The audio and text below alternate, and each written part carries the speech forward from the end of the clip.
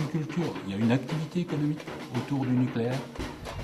On est les rois du pétrole, je pourrais dire.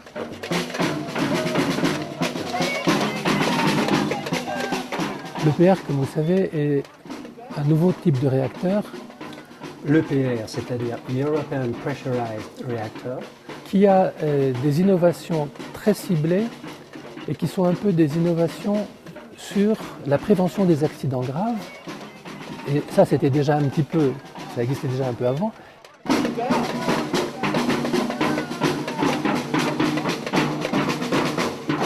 Des investigations ont eu lieu en France, en particulier ici dans le Nord-Cotentin. Vous êtes tous, et je vous remercie d'y être venus, dans la zone la plus nucléarisée du monde. Le projet est en cours, évidemment. Le gouvernement a déjà décidé, en 2004, de faire cette EPR.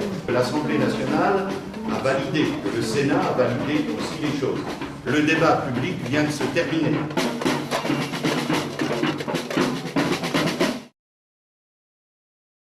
Je pense que ce débat public est une mascarade de débat public. Et donc on ne peut pas dire aujourd'hui qu'on a eu un débat public dans ce pays. Quand nous avons commencé le débat public, le Parlement s'était déjà prononcé avec l'intention assez nettement affichée qu'il y ait construction d'un EPR en France. Néanmoins, la loi qui est devenue la loi d'orientation sur l'énergie du 13 juillet 2005, dans sa première lecture, quand nous avons décidé de faire un débat public, prévoyait expressément qu'il y aurait débat public. Et en ce qui me concerne, et je pense mes collègues de la Commission nationale, nous pensions bien que le Parlement ne prendrait peut-être pas de décision avant d'avoir entendu le débat public qui était évoqué par lui-même. Ce n'était pas toute la décision qui avait été préemptée. Mais c'est vrai qu'il y en avait une partie qui avait été préemptée.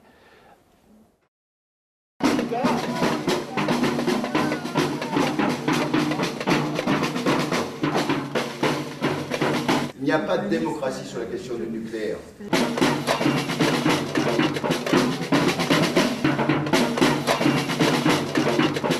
Ces gens sont des citoyens qui ont été victimes de la catastrophe de Tchernobyl, qui ont le droit de s'exprimer. Il y a des médias ici. Il y a eu mensonge, manipulation des chiffres au niveau de la contamination en France.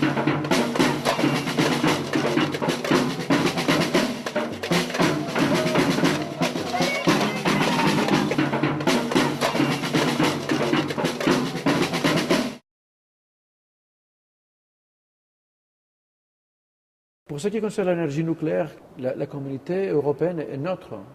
Les citoyens français, évidemment, ils ont ces moyens démocratiques pour faire entendre sa voix. Et évidemment, ils doivent l'utiliser. Mais ce n'est pas une question qui doit être discutée à Bruxelles, c'est une question qui doit être discutée en France. Malgré l'affirmation que le nucléaire peut tout remplacer, le nucléaire ne fera pas rouler les voitures ni les camions. Dans la réalité, le nucléaire, c'est 2% de la consommation d'énergie dans le monde. Donc, avant que ça fasse une différence sur les émissions mondiales de gaz à effet de serre, il faudrait en construire quand même beaucoup de réacteurs nucléaires. La France se préoccupe d'énergie nucléaire, de l'EPR ici, de ITER là. Notre contribution a été censurée partiellement parce que nous y faisions référence à un document confidentiel défense que j'ai là, qui provient d'EDF et qui reconnaît, contrairement au discours qui nous est tenu, que le réacteur EPR, s'il est construit, ne résisterait pas à un crash suicide.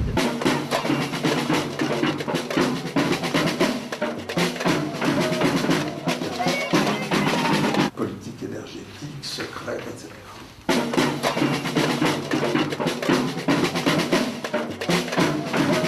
La gestion des déchets est un devoir moral. Quel est le coût du déchet? L'obsession qui caractérise le lobby nucléaire depuis très longtemps, c'est les enfouir. Ce qu'il faut, c'est isoler suffisamment bien, pendant suffisamment longtemps, pour que la décroissance radioactive puisse bien se faire jusqu'au stade où on tombe en dessous de la radioactivité naturelle, ce qui prend quelques milliers d'années.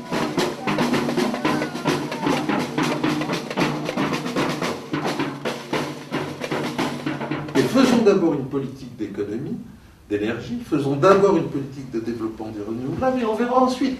Si l'équation ne suffit pas pour couvrir les besoins qui apparaîtront, alors à ce moment-là, on verra si on pose la question d'un EPR ou d'autre chose, de la 4e génération, on verra plus tard.